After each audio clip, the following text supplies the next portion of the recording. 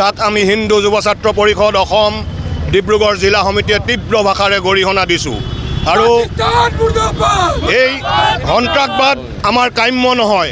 এই সন্ত্ৰাসবাদে গোটেই পৃথিৱীত সন্ত্ৰাস বিয়পাইছে আৰু লগতে আমাৰ হিন্দু ধৰ্মৰ মানুহক বিচাৰি বিচাৰি হত্যা কৰিছে। সেয়া কেতিয়াও গ্ৰহণযোগ্য হ'ব নোৱাৰে।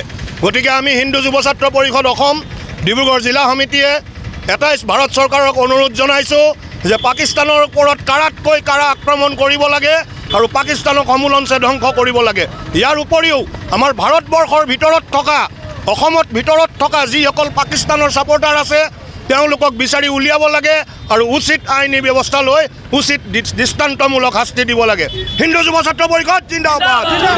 যোৱাৰ পেহেলগামত যি ঘটনা সংঘটিত হ'ল আমি উত্তৰ কথাত তীব্ৰ ভাষাৰে গৰিহণা দিছোঁ।